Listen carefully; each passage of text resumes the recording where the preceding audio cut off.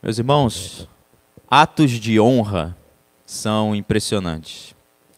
Eu me lembro de um filme, de um desses filmes de herói, que tem uma cena muito interessante. É um quartel e o nosso herói é um soldado. E do nada, os treinadores puxam uma granada e jogam no meio de um pelotão. E aí é aquela confusão, cada um foge para um lado, querendo salvar a sua própria vida, exceto um, o herói. Aquele homem tem uma atitude totalmente diferente. Ele pula em cima da granada, abraça a granada e fala: corram, corram!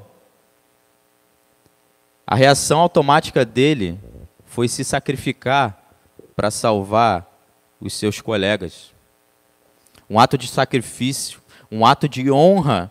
E olha que ele estava diante da morte. Não dá certo você abraçar uma granada. Ele ia morrer. No final das contas, a série, no filme, era só um teste, não era nem uma granada de verdade. Mas os treinadores queriam ver quem daquele pelotão ali tinha um coração que se daria pela nação, que se daria uns pelos outros. A verdade é que quando a morte se aproxima, a nossa honra, os nossos valores são testados. Muitos se tornam medrosos e covardes, mas os verdadeiros homens e mulheres dão exemplo. E toda vez que eu leio os evangelhos, eu fico maravilhado com a forma como o nosso Senhor falou e agiu quando a sua morte se aproximava. Ele não se tornou uma pessoa egoísta, melancólica, amarga, frustrada. Não. A sua morte ia chegando e ele continuava a se doar pelos seus. Vez após vez, cena após cena, nós vemos como ele está ali num momento de angústia, de dor, mas ele está preocupado com aqueles que estão à sua volta. Até mesmo enquanto ele está na cruz, ele está preocupado com sua mãe, ele está orando por aqueles que o estão pregando, ele está salvando um ladrão. O nosso Senhor amou e serviu até mesmo diante da sua morte. Hoje nós vamos ler um trecho das Escrituras que relata um dos últimos momentos que o Senhor está com os seus discípulos antes de ele morrer. Faltava apenas algumas horas para ele ser preso, chicoteado, aquela coisa toda. E ali ele está ensinando os seus discípulos mais uma vez. Então vamos abrir a palavra do Senhor em João, no capítulo 13.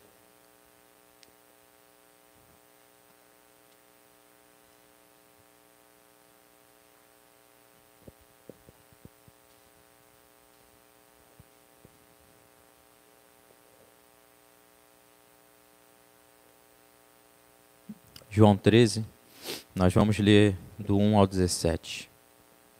Diz assim: Ora, antes da festa da Páscoa, sabendo Jesus que já era chegada a sua hora de passar deste mundo para o Pai, como havia amado os seus que estavam no mundo, amou-os até o fim. E acabada a ceia, tendo já o diabo posto no coração de Judas Iscariotes, filho de Simão, que o traísse, Jesus, sabendo que o Pai tinha depositado nas suas mãos todas as coisas, e que havia saído de Deus, e que ia para Deus, levantou-se da ceia, tirou as vestes, e tomando uma toalha, cingiu-se. Depois, pôs água numa bacia, e começou a lavar os pés aos discípulos e a enxugar-lhes com a toalha com que estava cingido. Aproximou-se, pois, de Simão Pedro, que lhe disse: Senhor, tu lavas-me os pés a mim? Respondeu Jesus e disse-lhe: O que eu faço não sabes tu agora, mas tu o saberás depois. Disse-lhe Pedro: Nunca me lavarás os pés. Respondeu-lhe Jesus: Se eu te não lavar, não tens parte comigo. Disse-lhe Simão Pedro: Senhor, não só os meus pés, mas também as mãos e a cabeça. Disse-lhe Jesus: Aquele que está lavado não necessita de lavar, senão os pés, pois no mais todo está limpo. Ora, vós estáis limpos, mas não todos. Porque bem sabia ele quem o havia de trair. Por isso disse, nem todos estáis limpos.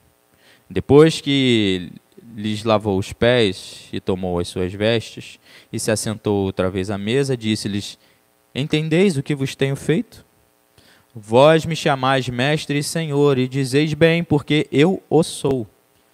Ora, se eu, senhor e mestre, vos lavei os pés, vós deveis também lavar os pés uns dos outros. Porque eu vos dei o exemplo para que, como eu vos fiz, façais vós também. Na verdade vos digo que não é o servo maior do que o seu senhor, nem o enviado maior do que aquele que o enviou. Se sabeis essas coisas, bem-aventurados sois se as fizerdes. Essa é a palavra do Senhor.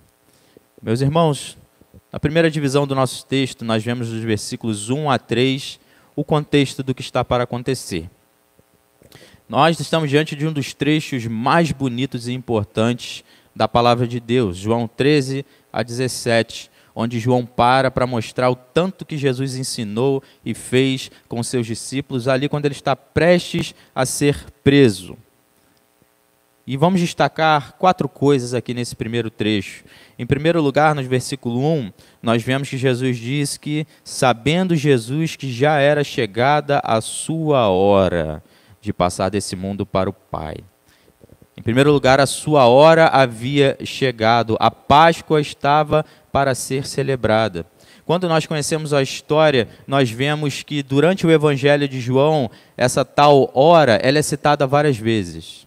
As pessoas viam prender Jesus e ele sai e fala, a minha hora ainda não é chegada. E vez após vez ele está apontando, ainda não, ainda não, ainda não, mas nesse momento a hora chegou. A hora da escuridão, a hora das trevas, onde o Senhor seria preso, condenado pela maldade humana. Mas em segundo lugar, no primeiro versículo ainda, a gente vê que ele estava acompanhado dos seus discípulos. No final do versículo ele fala, né? Como havia amado os seus que estavam no mundo, amou-os até o fim. Embora seja uma hora de trevas que se aproxima, essa história não é uma história sobre trevas, mas o foco da narrativa é o amor do Senhor Jesus pelos seus discípulos. É sobre um amor santo, um amor fiel, um amor que ama até o fim. O Senhor havia amado os seus discípulos desde a eternidade e ele continuaria os amando até o fim. Essa palavra até o fim, ela também traz a ideia de uma plenitude. Amou eles completamente, integralmente, de modo pleno. É o amor do Senhor. Mas no versículo 2, nós vemos que o Senhor também estava com um traidor. Quando diz aqui, né, acabada a ceia, tendo já o diabo posto no coração de Judas Iscariotes, filho de Simão, que o traísse. Se por um lado a gente está diante de uma cena onde esse amor belo do Senhor Jesus vai ser destacado de forma linda, nós também estamos diante de uma cena onde nós vemos as trevas profundas em que um homem pode se esgueirar sob o domínio do pecado, sob o domínio do diabo. Ele estava com o traidor. No versículo 3, nós vemos que Jesus também está bem ciente de quem ele era e do que estava para acontecer. Versículo 3. Jesus, sabendo que o Pai tinha depositado nas suas mãos todas as coisas e que havia saído de Deus e que ia para Deus. Ou seja, aqui a gente está falando de alguém que veio dos céus. Tem esse aspecto muito interessante quando a gente vê as cenas de Jesus com os discípulos. Você está diante de alguém de carne e osso como você, mas ele é diferente. Ele mesmo fala, eu vim do céu. Eu pensei, caramba, você imagina isso, gente. Você está com alguém, a pessoa fala assim, eu vim do céu. É alguém diferente. E não só veio do céu, mas ele estava voltando para o céu. E como ele fala, todas as coisas foram me dadas, depositadas pelo Pai nas minhas mãos. Ele tem autoridade, ele é o Senhor. Como nós vamos ver a seguir, saber que tudo que está acontecendo e vai acontecer aqui é feito por esse ser sobrenatural, divino, diferente, muda tudo. Aqui está Jesus, cuidando dos seus. Ele os amará completamente, ele os amará até o fim. Algumas horas depois disso aqui, Jesus está orando pelos seus discípulos. Os irmãos conhecem a oração do capítulo 17, quando ele fala: Pai Santo, guarda em teu nome aqueles que me deste, para que eles sejam um, assim como nós. Estando eu com eles no mundo, eu os guardava em teu nome. Tenho guardado aqueles que tu me deste. Nenhum deles se perdeu, senão o filho da perdição, para que a Escritura se cumprisse. Não peço que os tires do mundo, mas peço que os guardes do maligno, os livre do mal. Não são do mundo, como eu não sou do mundo. Santifica-os na verdade. Tua palavra é a verdade. O Senhor está preocupado com os seus discípulos. Ele os ama. Esse é o contexto. Mas então a gente entra na nossa segunda divisão do texto, quando o Senhor lava os pés dos seus discípulos. Vejam os versículos 4 e 5. Levantou-se da ceia, o Senhor, tirou as vestes e, tomando uma toalha, cingiu-se. Depois, pôs água numa bacia e começou a lavar os pés aos discípulos e a enxugar-lhes com a toalha com que estava cingido. Meus irmãos, acredito que os irmãos imaginam que Israel no primeiro século não era asfaltado, Era uma cidade poeirenta, uma cidade suja, estrada de barro, e eles andavam de sandálias, então os pés se sujavam ao longo do caminho.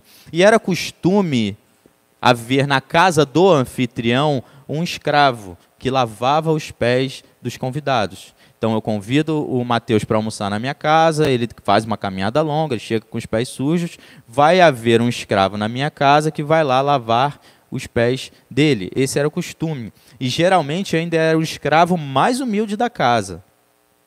Era raríssimo que duas pessoas na mesma condição social lavassem os pés uns dos outros. Era uma tarefa inferior, era uma tarefa considerada humilhante. Isso nos lembra lá de João Batista, quando João Batista fala: eu não sou digno nem de tirar a sandália do pé dele para lavar os pés dele. De tão grande que ele é, nem um escravo eu sou perto dele, de tão grande que ele é. E então, quando eles chegam no cenáculo, não tem nenhum escravo ali para lavar os pés deles. E ninguém se voluntariou para a tarefa. A gente não vê nenhum discípulo se colocando: bom, deixa que eu lavo o pé dos meus irmãos, deixa que eu faço isso aí. Pelo contrário, lá em Lucas 22:44, a gente vê que, na verdade, eles estavam discutindo quem de nós é o maior, quem dentre nós é o mais importante, quem é aquele que Jesus ama mais, quem é aquele que vai se assentar à direita, à esquerda no seu reino. Quem, gente? Quem? O que você acha? Pedro, diga aí. Você acha que é você, né, Pedro? Mas eu acho que é João. E aí, essa discussão. Pode ser que eles estivessem até dispostos a lavar os pés do mestre. Se Jesus falasse: pessoal, alguém vai lavar meus pés? Vamos. Pode ser que eles: claro, Senhor. Opa, com certeza. Agora, lavar os pés uns dos outros?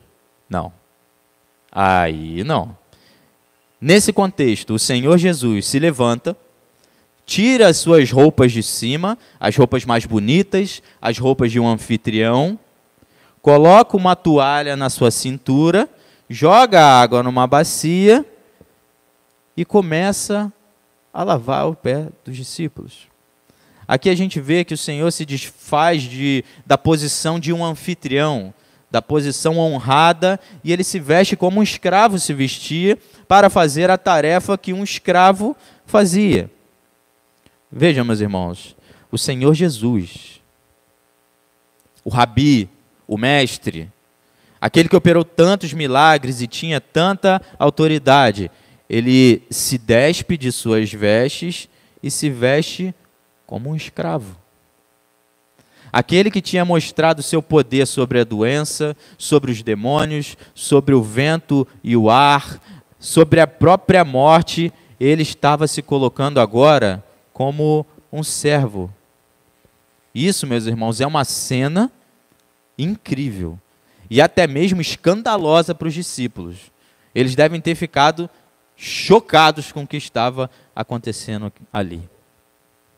Hernandes Dias Lopes comenta que a humildade do Senhor não procedeu da sua pobreza, mas da sua riqueza. Sendo rico, ele se fez pobre. Sendo rei, ele se fez servo. Sendo Deus, ele se fez homem. Sendo soberano do universo, ele se cingiu com uma toalha e lavou os pés dos discípulos. Porque o Filho do Homem não veio para ser servido, mas para servir e dar a sua vida em resgate de muitos. Aquele que, sendo em forma de Deus, não teve por usurpação ser igual a Deus, mas aniquilou-se a si mesmo, tomando a forma de servo. Fazendo-se semelhante aos homens, e achado na forma de homem, humilhou-se a si mesmo. Agora a gente precisa perguntar, por quê? Por que Jesus está fazendo isso? Por que assumir a posição de escravo? Por que uma atitude tão estranha para a sociedade naquela época? Para que isso? A gente leu no versículo 1. Tendo amado os seus, amou-os até o fim. Foi por amor que o Senhor fez isso aqui. Como nós vamos ver, ele estava ensinando algo aos seus discípulos. Então foi por amor que ele fez. Mas a quem ele fez isso? De quem ele lavou os pés? Dos discípulos. Agora eu te pergunto, aqueles homens mereciam isso? Aqueles homens eram perfeitos, intocáveis, a própria encarnação da justiça divina, perfeitos, gloriosos? Não, meus amados. Eles erraram muito. Eles foram lentos para aprender, eles foram inconstantes, faltou-lhes fé, faltou sabedoria, e por fim, daqui a pouquinho, todos eles abandonariam o Senhor. Mas mesmo assim, o Senhor os amou completamente, sem restrições, até o fim. Isso é amor verdadeiro. Isso é o amor cristão. O perfeito amor do nosso Senhor Jesus Cristo. Um amor que não abandona. Os discípulos sim amavam o Senhor, mas eles erraram tanto, vacilaram tanto, mas ele não os deixou.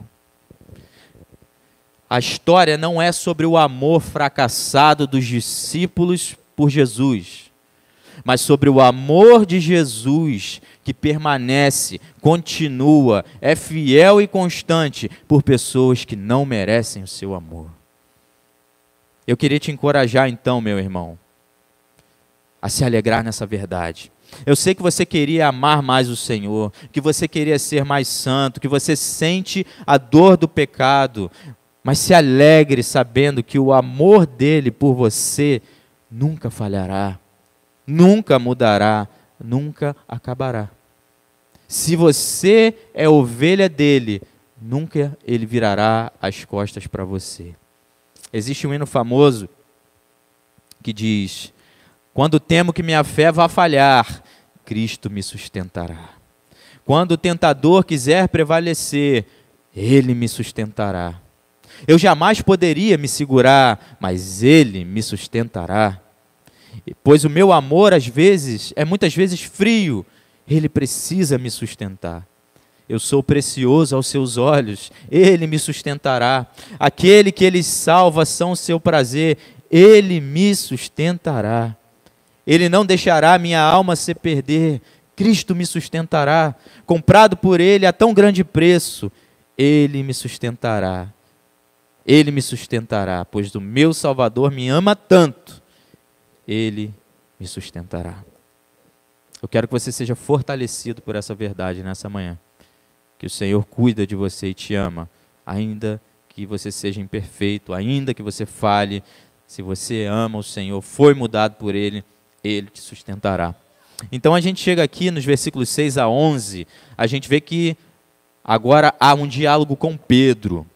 Versículo 6 diz: aproximou-se, pois, de Simão Pedro, que lhe disse: Senhor, tu lavas-me os pés a mim?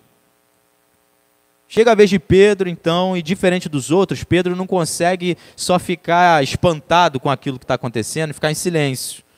Ele se opõe veementemente: Senhor, tu vai lavar os meus pés? Ele percebe o absurdo que está acontecendo ali, e sendo explosivo como ele sempre foi, ele não aceita que o Senhor lave os seus pés. Aí no versículo 7, o Senhor responde: Pedro, o que eu faço agora, não sabes tu agora, mas tu o saberás depois. O Senhor lhe responde: olha, deve ser assim, Pedro. Depois você vai entender melhor o que está acontecendo, mas deve ser assim. Mas o Pedrão é firme. E no versículo 8, ele responde, disse-lhe Pedro: nunca me lavarás os pés. Então, o Senhor responde para ele, também no versículo 8: se eu não te lavar, você não tem parte comigo, Pedro. E aí, a gente vê que Pedro ficou balançado agora. Espera aí, eu não vou ter comunhão com o mestre? Eu não vou, não, aí não dá. Aí ele responde no versículo 9: Senhor, então, não lava só os meus pés, não. Se lavar o pé da comunhão, vamos fazer o seguinte: lava a minha cabeça, lava a minha mão, me dá um banho completo, Senhor. Pedro não sabia nem o que ele estava dizendo direito, o que o Senhor estava fazendo. Mas o amor de Pedro levou ele a responder assim. Ainda que sem entendimento, ele fala: olha, eu quero ter comunhão contigo, Senhor. Então lava tudo.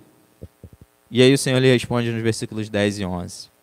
Disse-lhe Jesus: aquele que está lavado não necessita de lavar senão os pés, pois no mais está todo está limpo. Ora, vós estáis limpos, mas não todos, porque bem sabia ele quem o havia de trair. Por isso disse: nem todos estáis limpos. O Senhor respondeu a ele: não precisa, Pedro. Não precisa tomar um banho completo, vocês já estão lavados. É só os pés mesmo. Vocês já estão limpos. Mas aqui nesse ponto a gente precisa fazer uma pergunta, né? O que está acontecendo aqui? Essa história de lavar pé, tomar banho, essa coisa toda. O que está acontecendo? É importante a gente entender que essa lavagem dos pés, ela aponta para uma realidade espiritual. Isso é comum na fala do Senhor. Nós vemos ele falando de um novo nascimento com Nicodemos, que era algo espiritual. Nós vemos ele falando com a mulher samaritana, no capítulo 4, de uma água que jorra para a eternidade. Não era uma água de beber aqui, era algo espiritual, eterno. Nós o vemos falando sobre comer o pão que desceu do céu, também é algo espiritual. E aqui a gente vê que ele fala sobre estar limpo, e ele fala também de lavar os pés. O estar limpo significa a salvação que chegou à pessoa.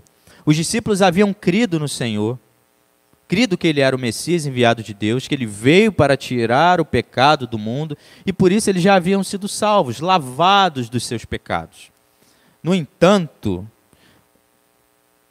a gente vê que, apesar disso, é necessário que o seguidor de Cristo tenha comunhão com Ele constante e diária, para que Ele limpe a poeira do pecado que ainda habita nos nossos corações, mesmo nós já sendo salvos.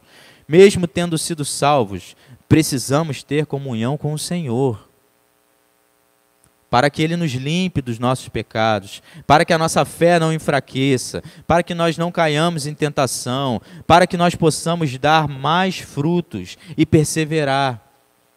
Vejam, o estar limpo está falando da justificação pela fé, que a gente sempre fala aqui.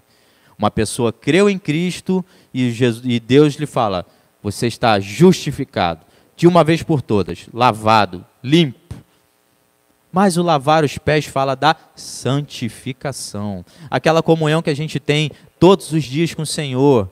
Porque conforme a gente vai vivendo nesse mundo, as conversas que a gente ouve, as coisas que a gente assiste mesmo sem querer, as próprias influências da nossa carne, vão meio que sujando os nossos pés. E nós precisamos ir ao Senhor para que Ele nos limpe constantemente. Meus irmãos, percebam que a fé cristã não é uma fé que você faz uma oração, uma vez na vida, num culto, e aí é isso, acabou. Não. Há um mundo mau lá fora, um sistema que odeia Deus e tenta nos afastar dele todos os dias. E nós precisamos que Cristo tire essa poeira do mundo dos nossos pés.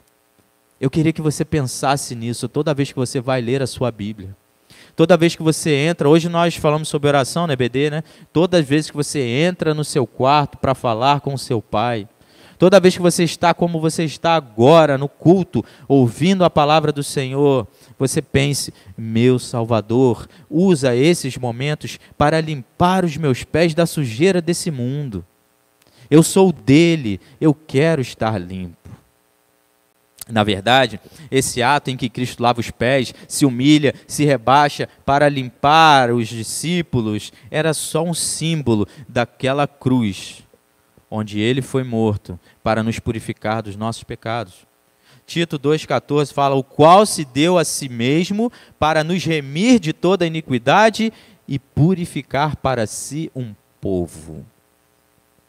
Se nós somos limpos, se nós hoje fomos lavados, se Cristo pode dizer para a gente, você está lavado, é porque Cristo morreu por nós. É porque Cristo pagou o preço no nosso lugar. É isso que ele está ensinando os seus discípulos. Eles não entenderam muito bem aqui. Eles vão entender uma parte do que Jesus quis dizer aqui, mas não tudo. Eles vão entender lá depois que o Senhor morre e ressuscita, o Espírito Santo desce. Aí eles vão entender isso com profundidade. Mas antes de a gente prosseguir no texto, eu queria que vocês percebessem como essa cena de comunhão do Senhor com os seus amados discípulos, ela é mesclada com uma nota de trevas. Olha o versículo 10 de novo no final. Ora, vós estáis limpos, mas não todos. Porque bem sabia ele quem o havia de trair. Por isso disse, nem todos estáis limpos. Vejam, meus irmãos, há infiltrados no meio até do círculo mais próximo do Senhor Jesus. No meio daqueles discípulos havia um seguidor que não era verdadeiro. Ele vendeu o Senhor Jesus por dinheiro e se perdeu. É necessário perguntar nessa manhã, você é um infiltrado? Há algum infiltrado aqui? Você ama o Senhor Jesus? Você está aqui porque você o ama? Você teve um encontro verdadeiro com o Senhor? O próprio Senhor alerta sobre a realidade de que há na igreja há trigo, aqueles que são crentes, mas há também o joio. Parece com o trigo, por fora. Mas nunca conheceu o Senhor. Se você está aqui e ainda não tem certeza da sua salvação, se você está aqui, mas ainda vive nos seus pecados, se você carrega o nome de cristão, mas nunca foi transformado, acorde, ainda é tempo, arrependa-se dos seus pecados e seja salvo. Não fique achando que você pode se camuflar no meio da igreja de Deus. Você pode passar como batido por nós, mas Deus não. Ele sabe. Você tem um relacionamento pessoal com o Senhor Jesus? Você o conhece? Você o busca? Você foi transformado por Ele? Jesus lava os pés dos discípulos, mas em último lugar, nosso texto vai falar sobre o Senhor explicando o que Ele fez. Então vejamos o versículo 12. Depois que lhes lavou os pés e tomou as suas vestes e se assentou outra vez à mesa, disse-lhes, entendeis o que vos foi feito? Ou seja, agora o Senhor põe de novo a sua roupa de anfitrião, volta às suas vestes de honra, e agora ele vai explicar. vocês entenderam o que eu fiz? Perguntar é uma boa forma de didática, né? E nos versículos 13 a 15 ele continua: vocês me chamam mestre e senhor e dizem bem, porque eu sou mesmo. Ora, se eu, senhor e mestre, vos lavei os pés, vós deveis também lavar os pés uns dos outros. Porque eu vos dei o exemplo, para que como eu vos fiz, façais vós também. Em outras palavras, o que o nosso Senhor está dizendo aqui é o seguinte: eu amei vocês, e eu vivi para servir vocês, eu desci do céu para salvá-los. Eu, sendo Senhor, eu me rebaixei à posição de um escravo, de um servo, por amor a vocês. Eu vou entregar a minha vida por vocês. Eu não priorizei a minha vontade, o meu conforto, a minha segurança. Eu sou o bom pastor que dá a vida pelas ovelhas. Eu estou deixando para vocês esse exemplo para que vocês observem. Eu quero que vocês amem uns aos outros dessa forma. Como eu os amei, vocês devem amar uns aos outros. Se vocês viverem dessa forma, as pessoas vão saber que vocês são meus discípulos. Vocês vão dar frutos e o nome do Pai será glorificado. Em 1 João 3,16, João fala: conhecemos o amor nisto, que Ele deu a sua vida por nós, e nós devemos dar a vida pelos irmãos. A mentalidade é assim: Deus deu a vida pelo Lucas, pela Silvia, pelo Mateus, pelo Jadir, pelo Vitor. E o que o Senhor quer de mim, Pai? Eu quero que você dê a vida pela Silvia, pelo Mateus, pelo Jadir e pelo Vitor. Deus não quer só um pensamento vertical. Deus me amou, eu tenho que amá-lo. Ele quer: Deus me amou, nos amou, e eu tenho que amar aqueles que Ele amou. É isso que o Senhor quer de nós. Mas, meus irmãos, a pergunta mais importante que eu acho que a gente pode fazer nessa manhã é: Senhor, o que significa na prática? No dia a dia, na minha vida, na comunhão aqui com os irmãos, o que significa lavar os pés deles? Como eu posso te imitar? Eu oro a Deus que você esteja interessado nisso. Eu oro a Deus que a sua atenção esteja nisso agora.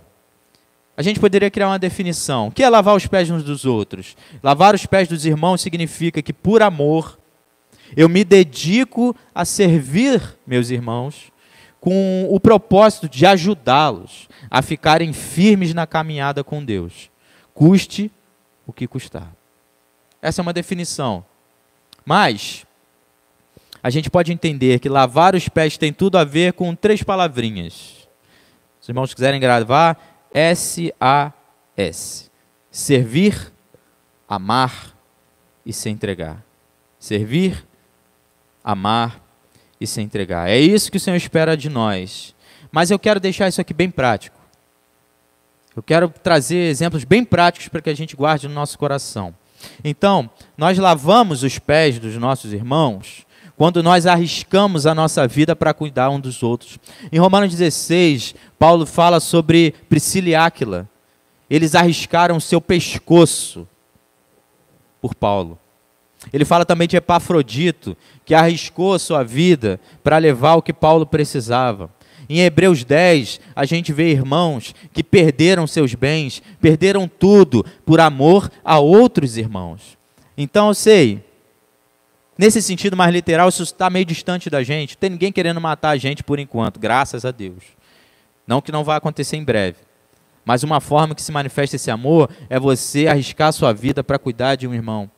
Nós amamos os irmãos, lavamos os seus pés, quando nós estamos mais preocupados em falar bem dos irmãos do que exaltar a nós mesmos. Quando nós nos esforçamos para estar presentes nas reuniões da igreja, para fortalecer os irmãos, na expectativa de ajudá-los.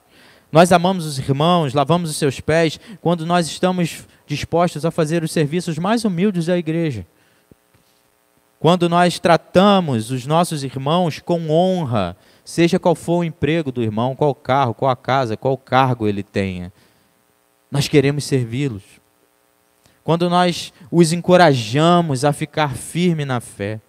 Nós lavamos os pés dos nossos irmãos quando não falamos mal uns dos outros. Nós lavamos os pés dos nossos irmãos quando nós ajudamos eles em suas necessidades física, emocional ou financeira. Nós damos um abraço, nós procuramos saber como ele está. Nós ajudamos um irmão em dificuldade a subir essa rampa. Nós oferecemos uma carona, nós intercedemos, nós compramos um remédio para ajudar, nós compramos uma fralda, nós damos um presente, nós oferecemos uma ajuda.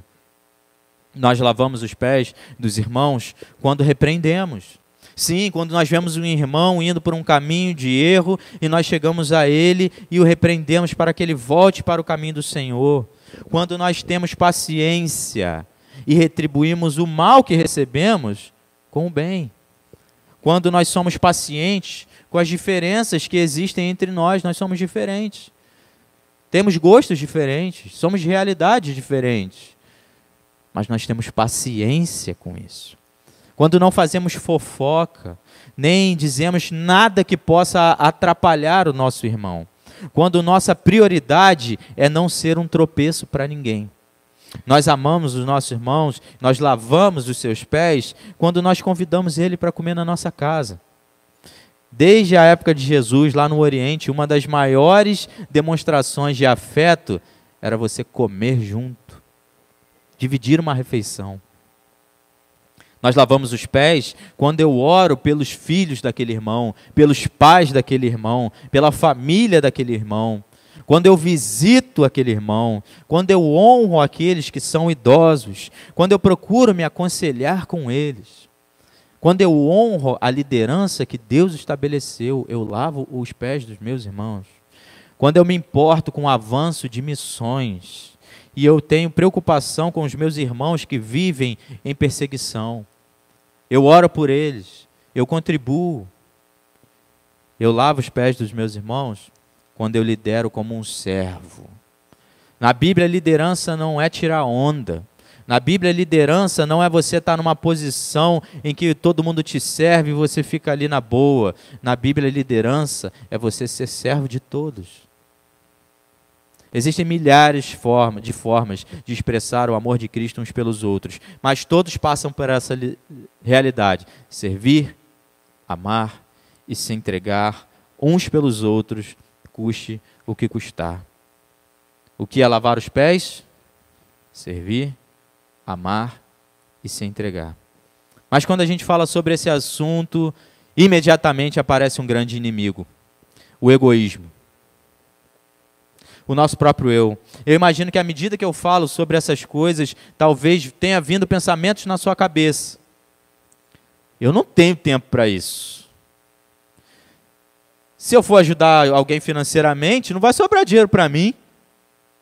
Se a minha vida já está muito corrida, eu já tenho muito o que fazer. Se eu me dedicar assim, vai sobrar pouco tempo para mim. E onde fica eu nisso tudo aí, Lucas? Pô, e minha academia? E a minha série que eu gosto de assistir? De jeito nenhum, eu não posso dormir menos que eu já durmo, não. Deus me livre. Lucas, eu estou muito cansado. Deixa que o pastor e os diáconos fazem essa parte. O quê? Eu já gastei tempo demais indo à igreja domingo, ainda vou quarta. Ih, ninguém vai. Aquele irmão não me tratou como eu mereço, eu vou tratar ele bem? Ele me ofendeu. Os irmãos não têm nada a ver com a minha vida. Eu vivo a minha vida, eles vivem a deles. Eu estou no culto para adorar. Deixa que os outros irmãos com mais tempo e dinheiro trabalhem. Eu prefiro ficar sossegado. O que tem de comum em todas essas falas é o egoísmo. E como o egoísmo atrapalha a igreja de Cristo. Esse senso de você querer conforto, segurança, tranquilidade, que faz com que a ideia de você se sacrificar, de você sentir a dor para ajudar, para servir, seja algo que você rejeita. Ah, não. Não. Então tem aqueles que olham e não servem. E nem enxergam que precisa de serviço. Não enxergam as almas precisando de cuidado. Não enxergam uma igreja que precisa de gente ajudando nos trabalhos. Tem aqueles que não ajudam, mas percebem que há necessidade. Pior ainda, ele vê a necessidade, mas fala, não, eu estou muito ocupado, eu tenho meus hobbies, eu tenho minha vida, eu tenho minha família, eu tenho meus filhos. Ah, então não. E ainda há aqueles que servem com o coração errado. Ao invés de servir para promover o reino de Deus, servem para promover o seu próprio nome. Isso gera problema dentro da igreja, muito problema dentro da igreja. Então eu te convido nessa manhã a você se dedicar à vida que o Senhor quer para você. Eu te convido a servir, sim, por amor. Essa é uma vida melhor. O diabo quer que a gente acredite que a melhor vida que a gente pode viver é uma vida para mim, fazer o que eu quero, meus sonhos, o meu tempo, o meu dinheiro. Mas eu te garanto que a vida de servo, a vida daquele que se dedica aos outros, é uma vida bem-aventurada. Se entregue pelos seus irmãos, ame-os, por amor a Deus, seguindo o exemplo de Cristo. O Senhor está te dizendo nessa manhã, seja como eu, lave os pés das minhas ovelhas, sirva, ame e se entrega. Eu dei o exemplo, faça o mesmo. Seja criativo, faça o que tiver ao seu alcance. Nosso texto termina com 2 alertas muito sérios. No versículo 16, o Senhor fala, na verdade, vos digo, que não é o servo maior do que o seu senhor, nem o enviado maior do que aquele que o enviou. Esse é um dito do Senhor que, resumindo aqui para a gente, ele está dizendo assim, olha, eu sou o Senhor, e eu servi, você é meu servo, e não quer servir? Você está se fazendo melhor do que eu. Você está falando assim, Jesus fez isso, mas eu não. Eu não, isso aí não é para mim não. Isso é uma atitude muito arrogante mesmo. O Senhor fala, eu sou o rei do universo, eu desci da glória para servi-los, esses mesmos irmãos aí, e você olha para eles e fala, não, ele não merece não, meu serviço não, eu não quero saber. Não vou fazer. Primeiro alerta é, não queira ser superior ao seu mestre. E o segundo alerta no versículo 17, se vocês sabem essas coisas, bem-aventurados são se as fizerem. O segundo alerta é, põe em prática o que você está ouvindo hoje. Vejam, os bem-aventurados, a mesma palavra lá de Mateus 5. Os bem-aventurados, os abençoados por Deus, são os que vivem, como eu estou falando. Não aquele que só ouviu e sabe, mas a pessoa que vive. Porque, meus irmãos, há o risco bem real, de você pegar tudo que eu estou falando aqui hoje, mas isso não mudar nada a sua vida. Você seguir a sua vida exatamente como você vem seguindo até aqui. Isso é um perigo terrível. O Senhor, estamos estudando o Sermão do Monte. Pois bem, no Sermão do Monte, no final, o Senhor fala assim, todo aquele que escuta as minhas palavras e as pratica, assemelhá-lo-ei ao homem prudente, que quando construiu sua casa, fincou os alicerces na rocha, desceram as ruas, correram os rios, mas a casa ficou firme. Por outro lado, aquele que ouviu as minhas palavras e não as praticou, é como um homem tolo, que o alicerce dele estava na areia, então a primeira chuva que bateu, aquela casa caiu, e grande foi a sua queda. Eu quero terminar com essa palavra do Senhor novamente. Se vocês sabem essas coisas, e vocês ouviram, vocês serão bem-aventurados, abençoados, se vocês praticarem isso, se vocês botarem isso em prática. E eu te pergunto, você servirá as ovelhas de Cristo? Você atenderá ao chamado de Deus para você nessa manhã? Que assim seja na sua vida. Vamos orar. Senhor nosso Deus,